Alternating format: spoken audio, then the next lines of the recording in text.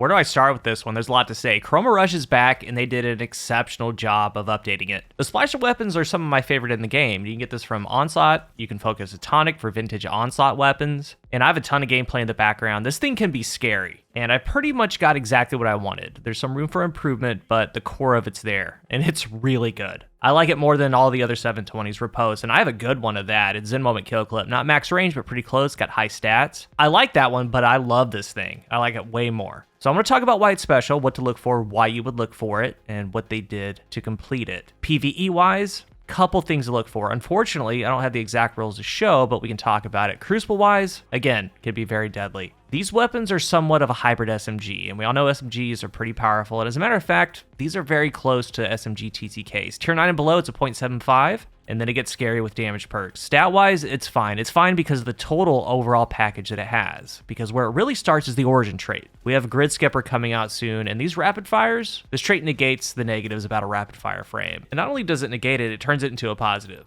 Splicer Surge. Reloading this weapon after dealing damage grants this weapon a stacking reload speed and handling bonus until stowed. The base 35 handling and 47, don't worry about it. It's got 3 stacks. On the screen is the community notes, and through what I've tested, very, very close, if not on the money. Times 1, you get 10 handling, 10 reload, a reload multiplier. Times 2, 20 handling, 20 reload, and the multiplier. And times 3, the max stack is 45 handling, 45 reload, and a 0.9 reload multiplier. And again, to get stacks, you deal damage, not downs, just damage. Reload, do some damage, reload. I know a lot of you out there are compulsive reloaders. Perfect weapon for you. But to put this all into perspective, that reload multiplier at 0.9, it's faster than rapid hit 0.5. It's faster and more handling and reload than stats for all, minus the stability that gives, of course. The totality of it, it's basically giving you max enlightened action for free, just doing the origin trait. It's better than Threat Detector 1. Straight up pound for what these origin traits are, one of the best origin traits in the game. It's very tangible. You know that it's working because this is the base reload and handling, the ADS speed, and the way that it's handling, it's expected for the frame. They're not necessarily clunky like a high impact pulse, but they're not exactly the fastest thing. But you get hits, get those stacks up. At max stack, it is great. Completely changing the weapon. It's fast, and it can go even faster. When you have on double loaders on top of Splicer 3, this is exactly something that you want and you can play to. It goes even faster. It adds even more. So you compare this reload with what you can do to a base rapid fire that has 47 reload. Just night and day, and this is an origin trait. It's better than a lot of perks, built right in. So what do we look for? In the third, we have Subsistence, PvE, it's great. Dynamic Sway, PvP, it's great. This shoots fast, so it gets to its max benefit quicker. Killing Wind, you get a kill. 50 mobility, so that helps strafe and your base jump. 40 handling and 20 range. And it's one of the few perks in the game that can go past Fall Off. So if not past Fall Off, it gives you 5% increased distance when this perk is active, which is good. Tunnel Vision, it's Lone Wolf with extra steps. To the Pain, Lone Wolf with extra steps, but because of Splicer, the origin trait, it isn't terrible. You're getting 20 aim assists there too, handling help. It can work. We have Heating Up. I love it. Love it, love it, love it. This is a forgotten perk. It doesn't roll anymore. It is the best accuracy perk in the game. And think about that, because accuracy is one of the most important stats in the game, and it's something that isn't actually statted. It's not on the weapon. This is the juice. It stacks it 2 times. First stack is 15 stability, 20 recoil direction. You get 15% decreased accuracy cone size and growth. So this right here, the 15%, it's better than opening shot, better than any other accuracy in the game. It's better than the max stack of Dynamic Sway. Lasts for 5.5 seconds, but it can double and go to 2 stack. 30 stability, 40 recoil, and the cones get combined to 27.75% decreased accuracy cone size and growth. Wild on it. It's a wild perk and always has been. It's a chaining perk. More on that in a second. In the final column, Rampage, PvE perk. Target lock, decent. It lets you land a body shot within the TTK for PvP. It helps with distance fall off too. Kinetic Tremors, this is a fast firing auto rifle. It means you're gonna get to tremors faster. It's a go-to for PvE. Tap the trigger.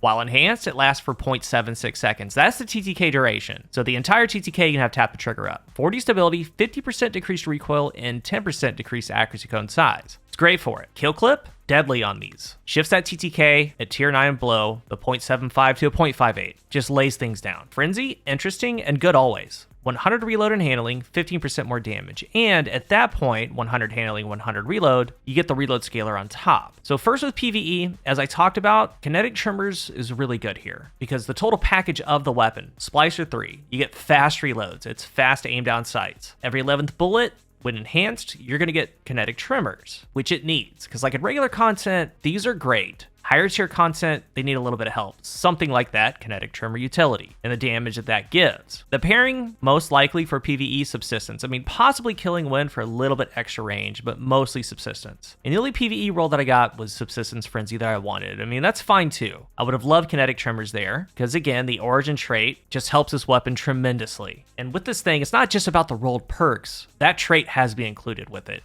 It's no joke. And aside from those, it's personal choice. If you get something you like, try it out. Most of the time, it is kinetic tremors. And when that perk lands, you can deal with pairings if it's dynamic sway, kinetic tremors, whatever. Subsistence makes the most sense. PvP, I got what I wanted. Heating up kill clip. And a role like this in the past was good, but now it's crazy. And it's simply because that origin trait. Like, heating up lasts for 5.5 seconds, 6.5 enhanced. Kill clip lasts for 5 seconds, 5.5 enhanced. This thing wants to chain. It needs to chain. So you get a kill, reload, you get splicer stacks, you get a kill, reload, you have kill clip. And in the Crucible, you're running loaders, 2 of them, no problem. Double targeting too. So at max here, my role has ballistics, it's 48 range. 48 range, 100 stability, 97 reload with a 0.9 reload multiplier and double loaders, 88 aim assist, 80 handling, 85 recoil direction, 27.75% decrease accuracy cone size, 27.75 decrease accuracy cone growth, 0.58 TTK. I am telling you, this thing is brutal. You have accuracy on your initial shots with heating up and your follow-up shots. A ton of accuracy. Again, the most in the game. And I didn't talk about it, but the recoil is on the old curve. So this thing starts at 45. It is vertical up and down. It tightens up as you get that higher on curve. So max heating up, it's 85 recoil direction. Ideally, I would have wanted range, but I'm okay with flared magwell. That's the most stats a magazine can give, and it's helping out the reload. And remember, this is kind of like a hybrid SMG. That range, the 15 to 27, 30 meters. And when you get those splicer stacks up, you get the fast ADS speed, you get the fast reload. It feels great. Within range, when you have everything going, it is dominant.